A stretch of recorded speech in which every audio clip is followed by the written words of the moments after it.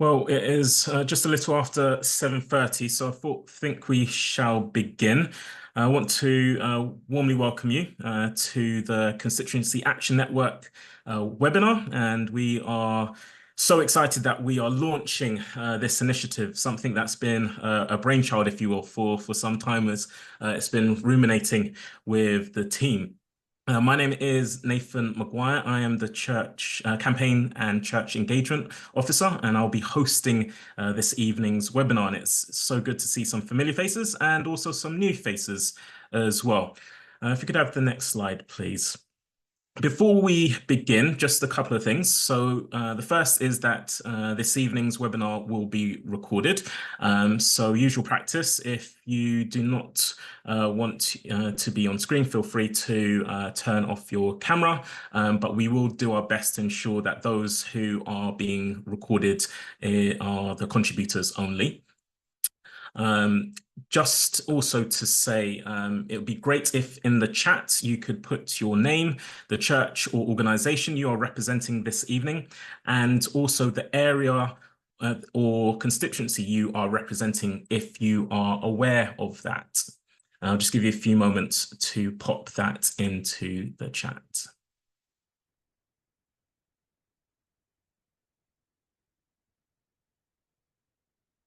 So this evening is facilitated by the Joint Public Issue Team. I'm sure most of you already know that. The Joint Public Issue Team is an ecumenical partnership between the Methodist, Baptist, URC, and with the Church of Scotland as associate members. And we're seeking this evening to facilitate conversation, participation. So while we'll be presenting content to you, we do very much want you to be fully involved. So please do use the chat feature to comment or to raise any questions throughout this evening. We will be first presenting the vision for the Constituency Action Network. We will then spend some time in breakout groups for about 7 minutes or so, where we will be just reflecting with each other on our experience with our local MPs, if we have such experience. And then also discussing what might excite us about this initiative. I'm sure the very fact that you are here this evening, you could be doing other things, but the fact that you are here, there's something that has drawn you. And it would be good for us to reflect on that together and with others who may share that passion and excitement for this particular initiative. We will then, Simeon will then share a little bit more about what we will be offering as a Joint Public Issues Team, and Steve Tinning will then go into what will be the next steps that we are seeking to encourage you to engage with.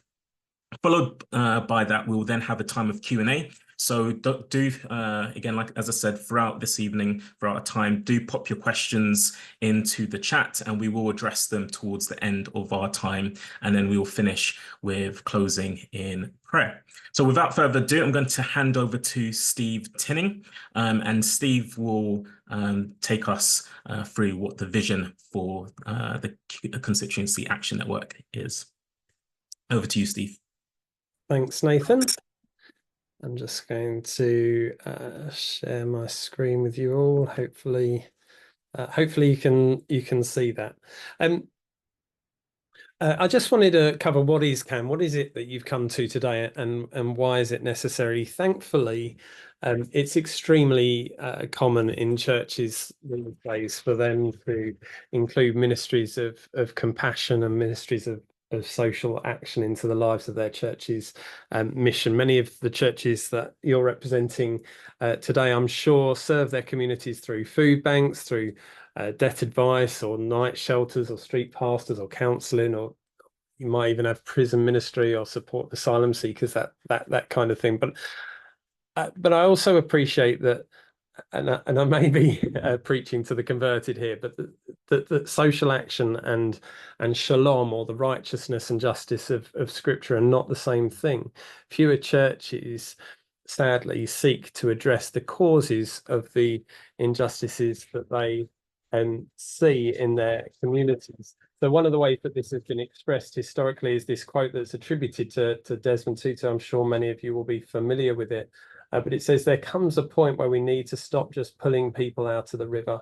We need to go upstream and find out why they're falling in. Or for those of you that would prefer a Martin Luther King quote, he produced this incredible sermon on the Good Samaritan and the Jericho Road. And he said, on the one hand, we're called to play the Good Samaritan on life's roadside, but that will only be the initial act.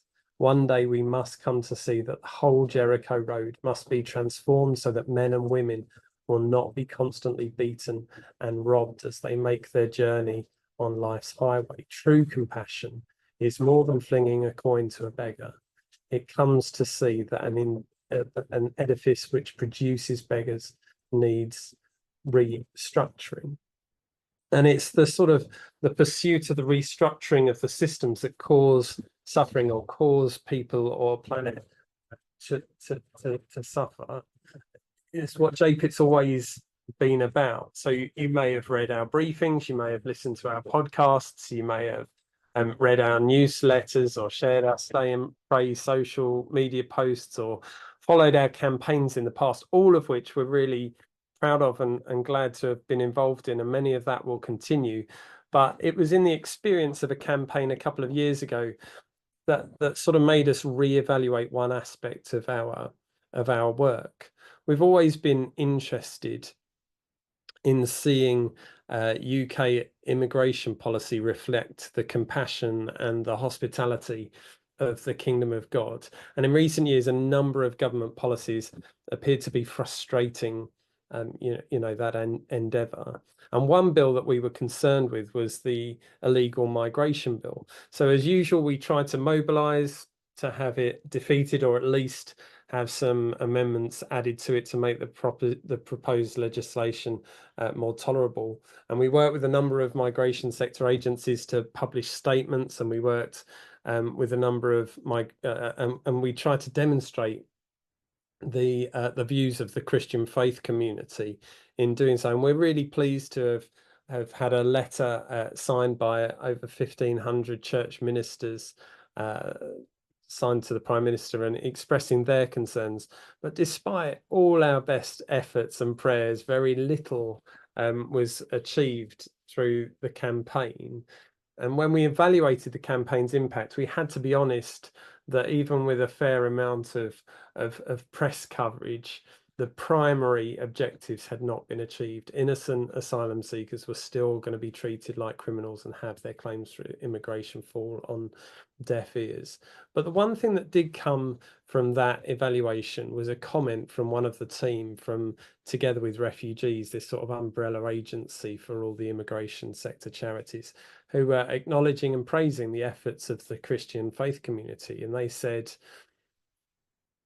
the thing that you churches have that we all envy is a voice in every constituency in the country.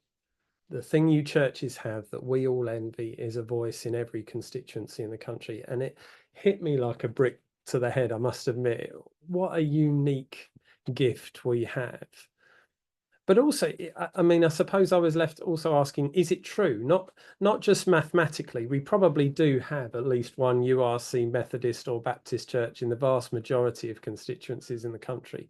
But do they have a voice? And if so, what are they saying? And to whom are they saying it? And how are they saying it? I want to show you a short video that has been produced by the wonderful people at Christians in Politics. Hopefully you'll be able to see and hear this well. How much do you know about Obadiah? If you're anything like me, not very much. That's because he worked behind the scenes. You could say he was the sound guy to Elijah's worship leader. King Ahab has been leading Israel astray, dabbling with other gods, and Elijah is told to challenge him.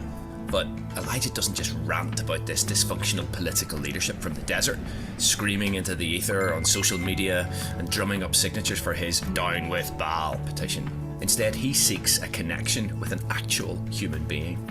Obadiah managed Ahab's palace and affairs, and it couldn't have been easy for this God-fearing civil servant to be present at the heart of a regime that was doing such damage to God's honour. But he stayed. He was faithful. Then, at the right moment, he meets Elijah and is perfectly placed to broker a very unlikely meeting.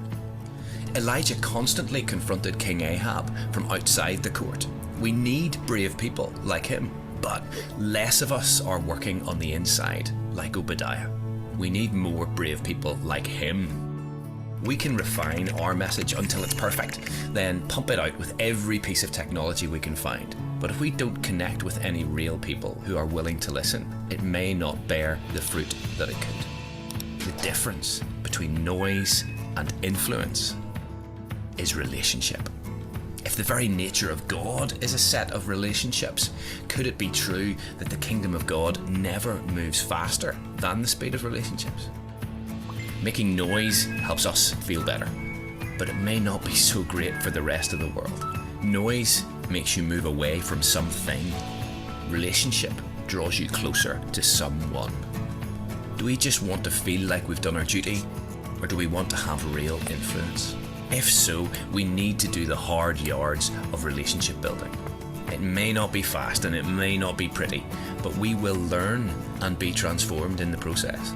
And it may just lead to moments when impossible and beautiful things cause everyone to stop and stare and say, "The Lord, He is God."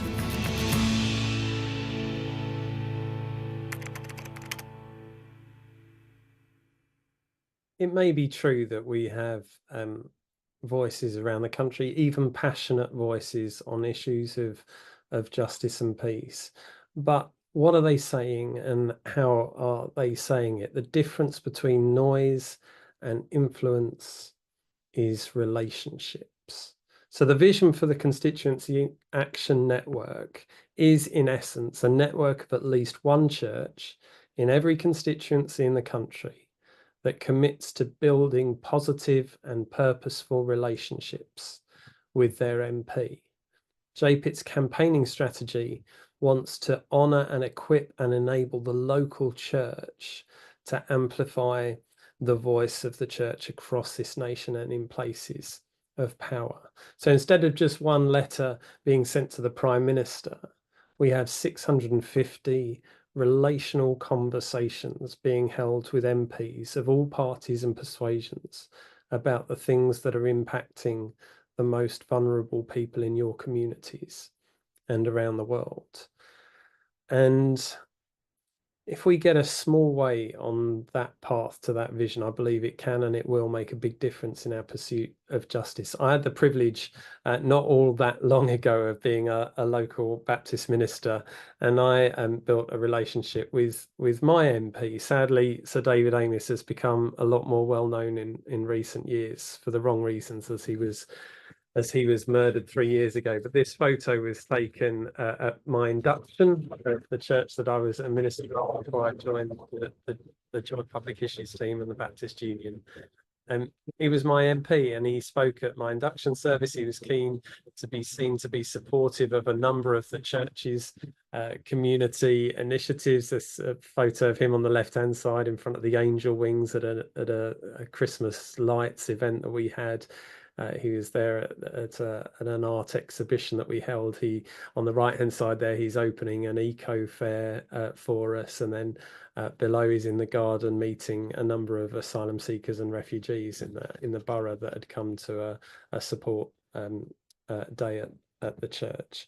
And we invited him to a Sunday morning service along with a town councillor and a borough councillor to get to know him better, to understand his passions and his priorities and his reasons for getting into politics.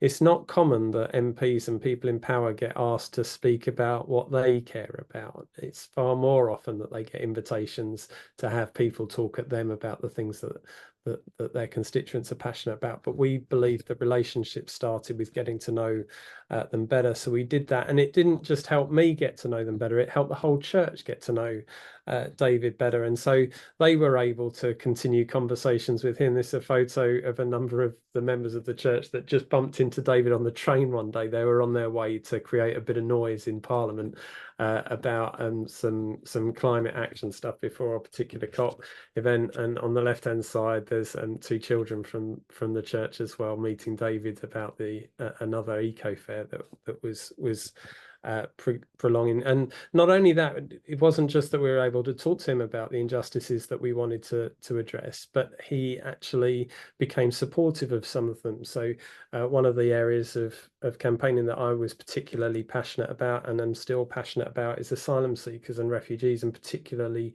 children. And David didn't just agree to an amendment to the government's immigration legislation around child refugees getting better safe routes and getting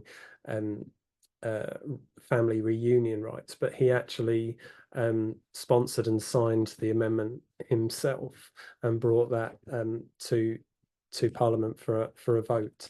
And then the last text that I ever had from David was about the foreign aid budget at the time, when the foreign aid budget was being slashed. It was quite a late in the day vote that we hadn't necessarily seen coming, and I sent him a message to say, David, you can't vote for this. This is the impact that it's going to have. And he just wrote back, don't worry, Steve, I've got this.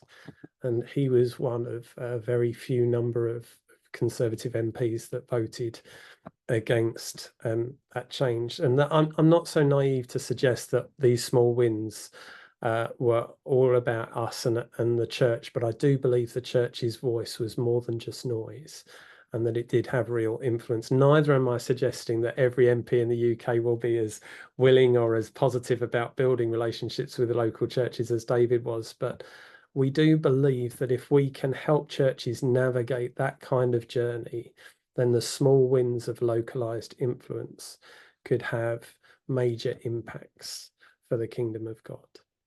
So hopefully that gives you some idea, if you didn't know it already, as to what you were here to talk about. I'm just going to pass back to Nathan, I think, who's going to explain the breakout rooms that we're going to go into now. Thank you. Thanks very much, Nathan. Good evening, everyone. We've just had a really good conversation in our small group. I hope you had a fruitful one too. But we got to the last question about what excites us about the Constituency Action Network, and someone admitted, they didn't really feel they'd heard quite enough about what it was, and to start getting excited about it yet, although we all had stories of exciting and good engagement with our members of Parliament to share. So let me say a bit more about what you can expect from the Constituency Action Network, what it looks like, and some of the ways that we hope and expect it to work.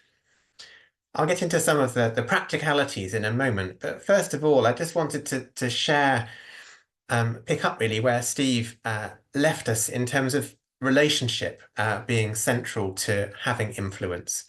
And I think relationship and partnership are very much what underpins the way that the Joint Public Issues team seeks to work across our churches and within our church denominations, and also the kind of politics that we are seeking to encourage and promote.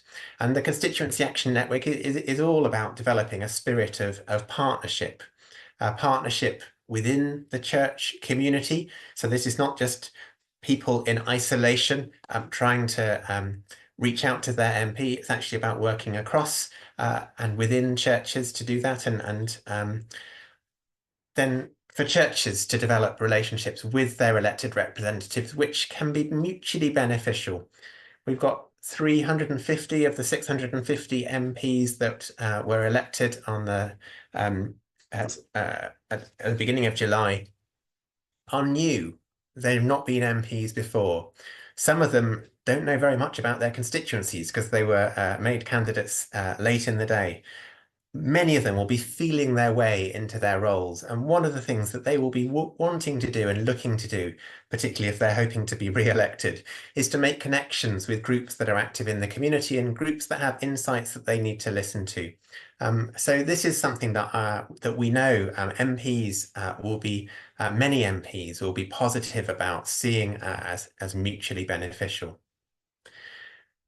It's also about connecting what's going on locally and concern about local issues with also the opportunity to discuss national issues or even global concerns, which are all, as we know, on the hearts of churches and things that churches are concerned with. It's an opportunity to think about partnership across localities and across churches. If you can do this work in partnership with other churches in your community, so much the better. If you are able to make connections and through this build relationships with churches in other parts of your constituency or in other places around the UK that are facing similar issues or that are looking to work with their MP in a similar way, we hope that that's something that will emerge too.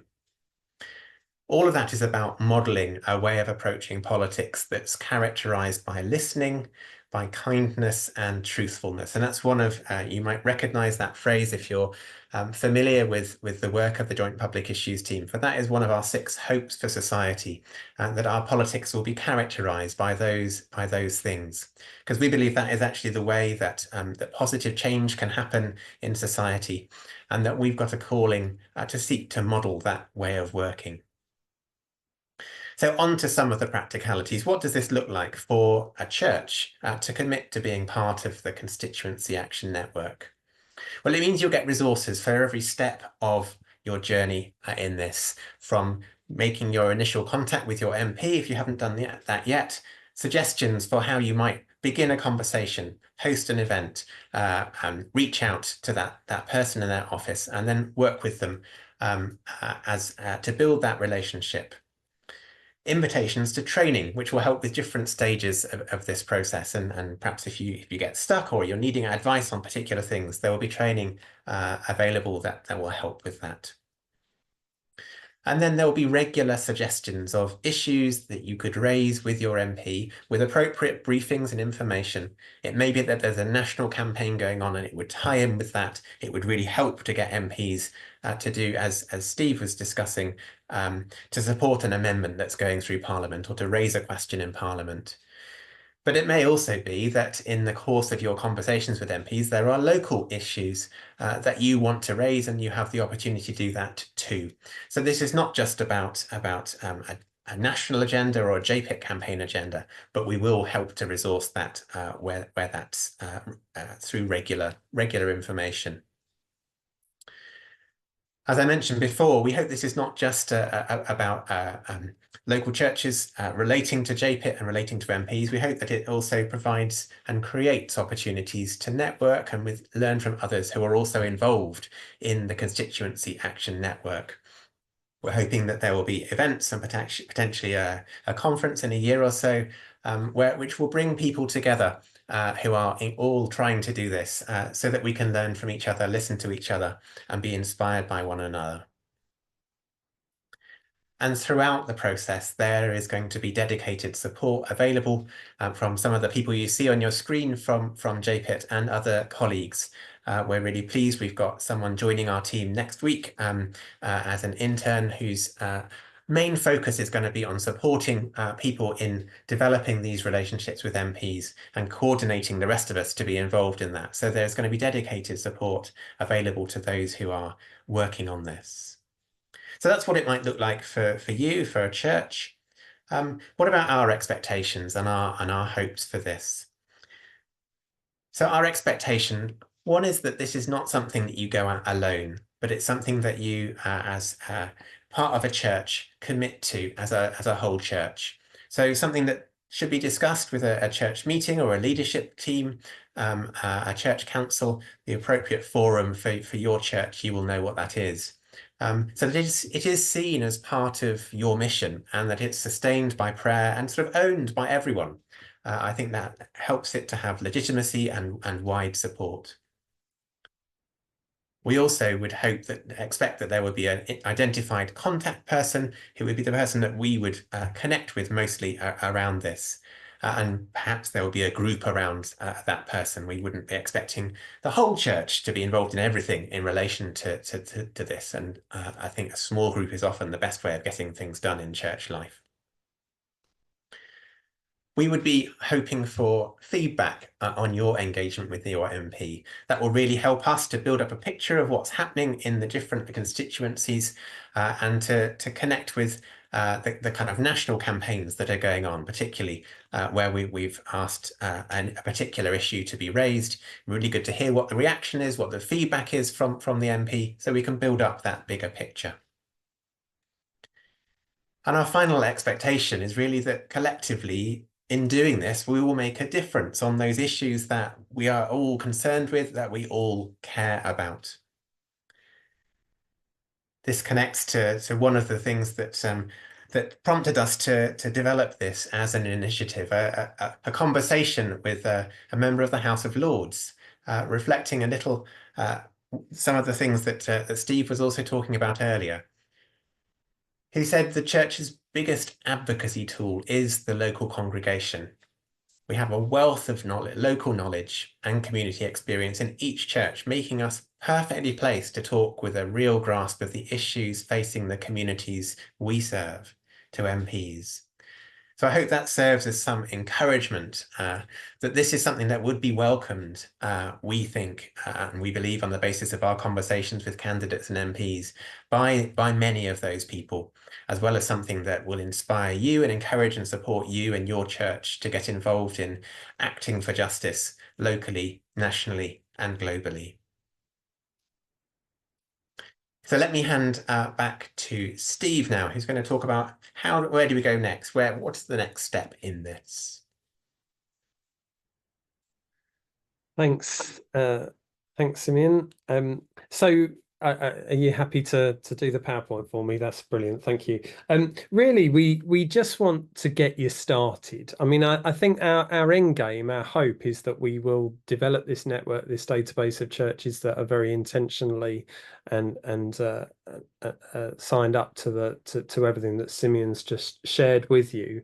But taking your church on a journey of going on this relationship, this positive and purposeful relationship with your MP, can take some time depending on the ecclesiology of your various churches.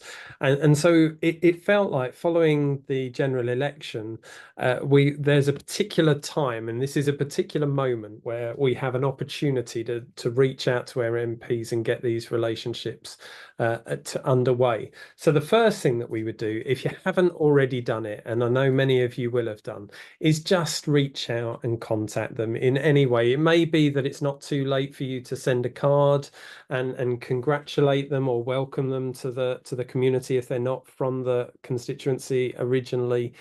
There's some resources. I'm just going to put in the chat a couple of links that you can click on and read through in a bit more detail after the meeting. But really, it's just making that first contact to say welcome and congratulations, whatever their political party or political persuasion. And I appreciate that for some of you, that might be through some gritted teeth, but relationship has to start by reaching out and showing a degree of relationship and humility from the outset. So there's some ideas on how you might want to do that. You might want to get your Sunday school children to design a card that you can then send through, and just assure them that you're praying for them as a first step. I think then beyond that, there's an opportunity to ask for a meeting. I did this just a couple of weeks ago with my new MP, and I went out and had a wonderful conversation with him. Part of the inviting them to meet with you, you need to demonstrate in your email or however it is that you approach them why this is a good thing for them to do. As we continue on this journey with a number of you, I hope we'll be talking a bit about the self-interests of our MPs and what is in it for them. And sometimes demonstrating that this isn't, you're not just an individual with a particular agenda, but that you and your community, that's why we want the churches to get on board with this in the long run, representing a number of people from a number of different areas of life within their constituency. It adds a momentum and a motivation for them to meet with you in the first place. And so again, there's some resources within those links, but it's just to introduce yourself and explain why they should meet with you. When you have that meeting, try to focus your energy on them and understanding who they are. It is two-way, but as in any initial contact with somebody that you're trying to build a relationship with, showing an interest in them is key for that. And then because it's not just about you that we're wanting this relationship to emerge, the invitation to come and to be part of a church service or a church event is really good as well. I was chatting in the breakout room a moment ago with Margaret, who had received the campaign work and the the resources from Christian Aid to encourage you to break bread with your new MP. And that's essentially, it's another model of it, but that's essentially what we're trying to encourage people to do, to have those moments where you either share food or they might come to become part of a service. But the key thing again is not about presenting all your asks and your hopes for the next 4 years of government, but just to say, who are you? Tell us something about your background. Tell us something about what interests you. Tell us why you got into politics. What are those things that particularly rile you about society? Why is it that you chose to stand for the party that you're a part of? What is it about the character and the convictions of that party that most interests you? What are the most challenging issues facing our country from your perspective, or for even better, for our constituency from your perspective? Not just what did you hear on the doorstep, but what are your experiences and where are your interests and what does that lie? What are you doing tomorrow? What does your work look like in these early stages of being an MP? And then critically, how can we pray for you? And never to underestimate the power of prayer in all of this. Fundamentally, one of the unique things that we bring as churches is a power that is far greater than any of them or any of us, but that we can ask them and reassure them of our prayers for them in the days to come. And all of this is just the initial steps on a journey. We're not trying to encourage you to sort of feel that there are things that you have to achieve more than just listening well and allowing your congregation to find out something a bit more about what makes your MP tick, in the hope that you might find some common ground and some things that you can start to hang that relationship on a little bit more effectively. I think, have I got one more? Yeah. And then beyond that, it's introducing the idea of the Constituency Action Network to your church and to their community. Hopefully by then they will have met the MP. You might have a story about how your meeting has gone with them, and help them understand the reasons why meeting an MP in a church service or over some food is an important part of your church's missional objectives.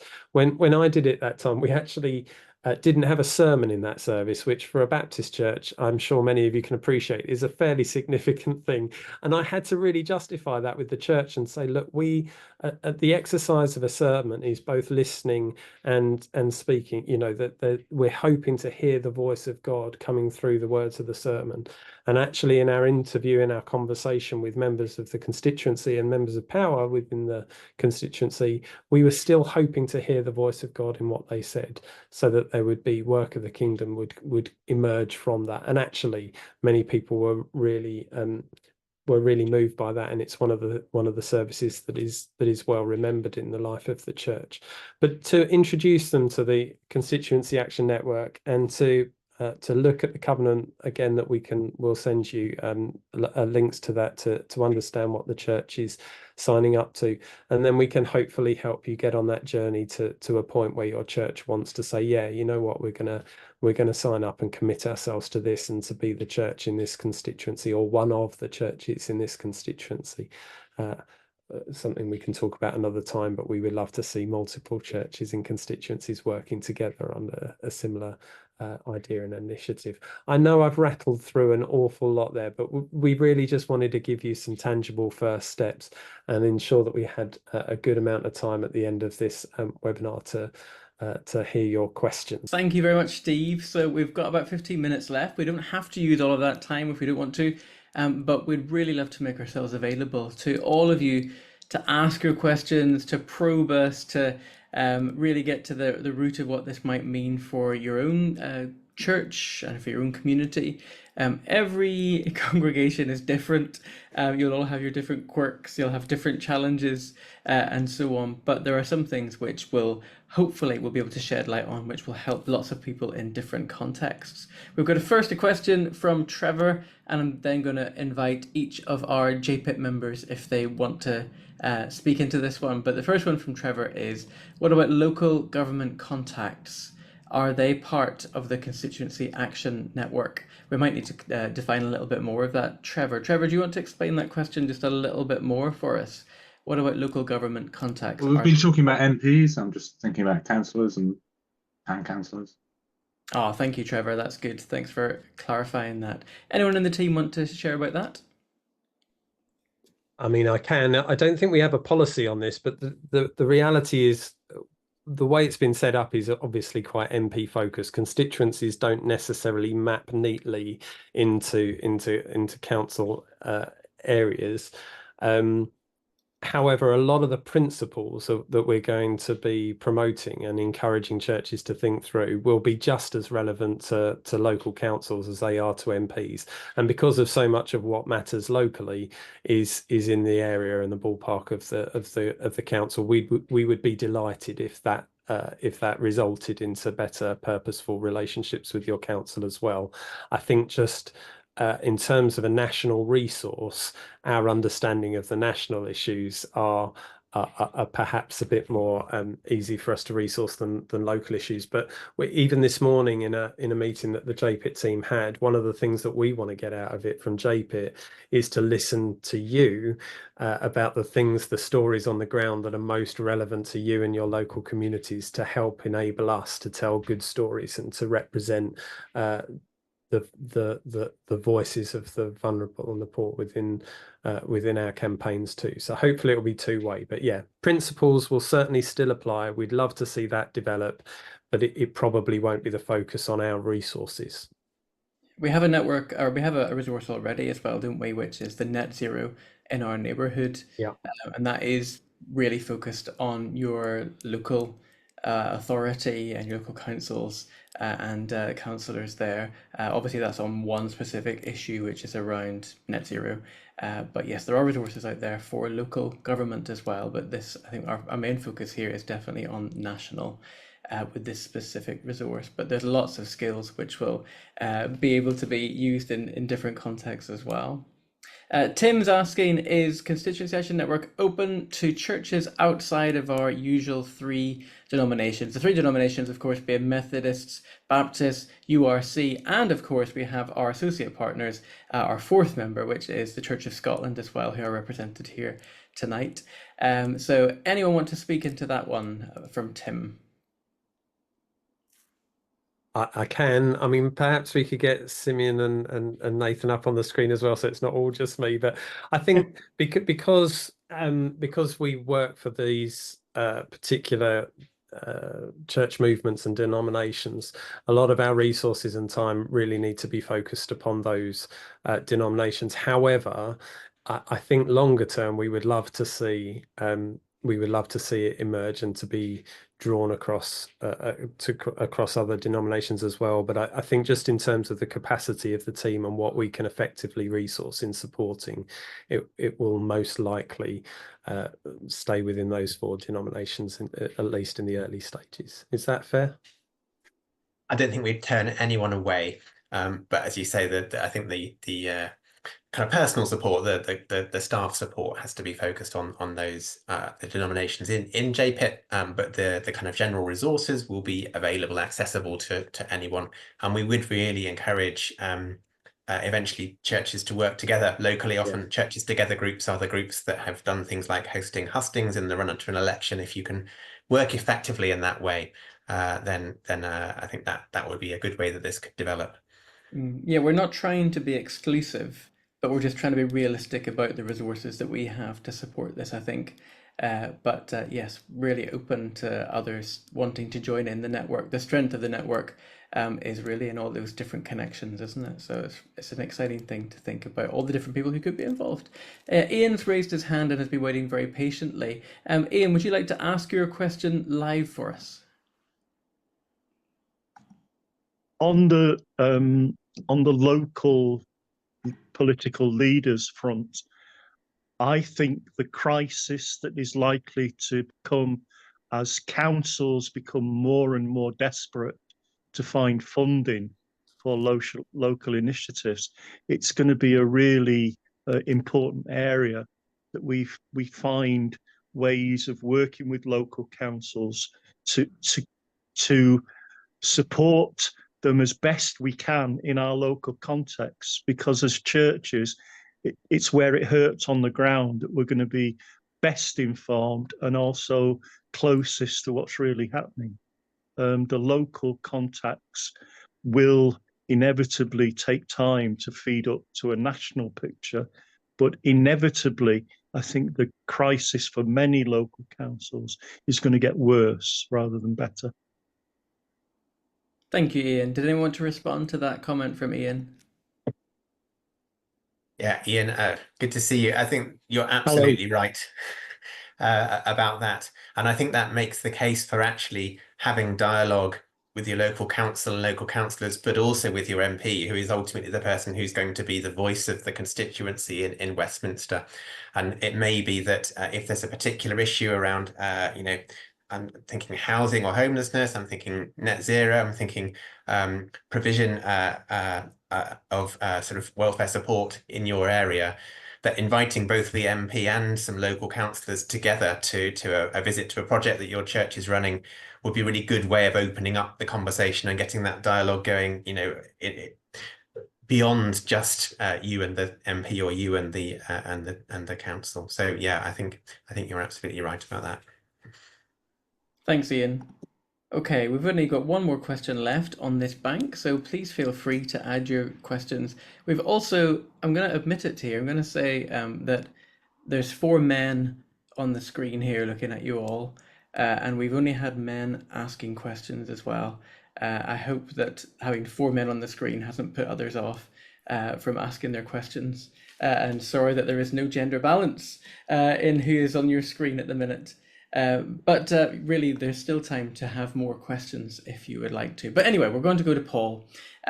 My concern is that my views on issues I'd like to discuss with my MP are not necessarily the views of the congregation as a whole.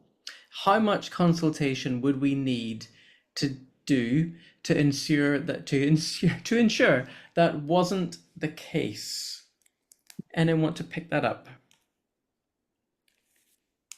None of us. No, I mean, you've hit on something that is not an uncommon thing.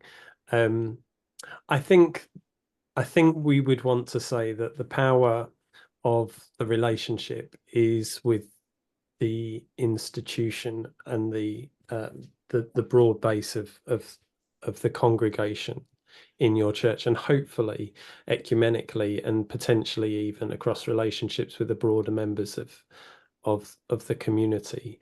So I know the temptation is to own that relationship as an individual, but the self-interest of the MP is to know that they are having conversations with a multiplicity of members of their constituency that share common concerns and objectives.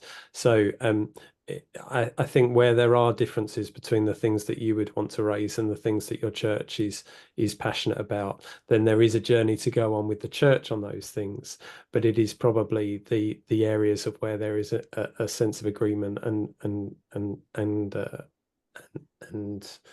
mutual hope and a oneness of voice that are going to be those things that speak most powerfully in that initial context. We're playing a very long game here. This isn't just about the first conversation that you're going to have. Like I said, the relationship takes a while to establish, and ultimately the relationship that the primary contact may have will be quite a personal one, and there will be some, I mean, if it's anything like the relationship that I ended up enjoying with David, we had some fairly robust conversations about the differences that I held to my church and to David. But fundamentally, I think where we're hoping for campaign wins is where the church can speak with one voice on particular issues. Yeah, I would also urge our church congregations to really be thinking about the communities in which God has placed them, the communities they're called to, that we might not necessarily just be speaking out on issues where we have a voice and we have an opinion, but we're also trying to amplify the voices of those in our communities, of those in our neighborhoods, who are often ignored and often not heard. So we're, not just putting our own points of view across, but we're actually trying to listen very carefully to our communities as well and try and make sure that their voices are represented and in front of our MPs, and then ultimately in our House of Parliament as well. Okay, we've reached the end of the Q&A. Thank you very much indeed, all those who contributed. That's by no means the end of everything that we could answer. If you do have questions, further questions, please do get in touch with us after this, and we'd be very pleased to answer your questions. If you've got particular ones about your own context, very happy to answer those, or bigger questions as well about how it all fits together. Very happy to do that. I'm going to hand back to Nathan. Thank you, Rue.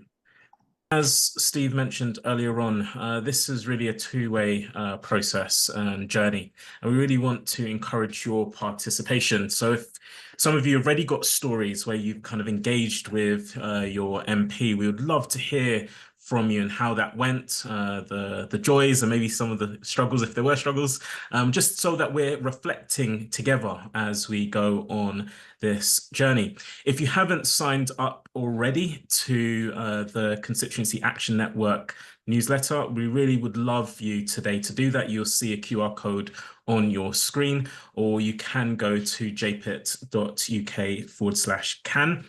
where you can sign up there, which the QR code will take you to that particular web page.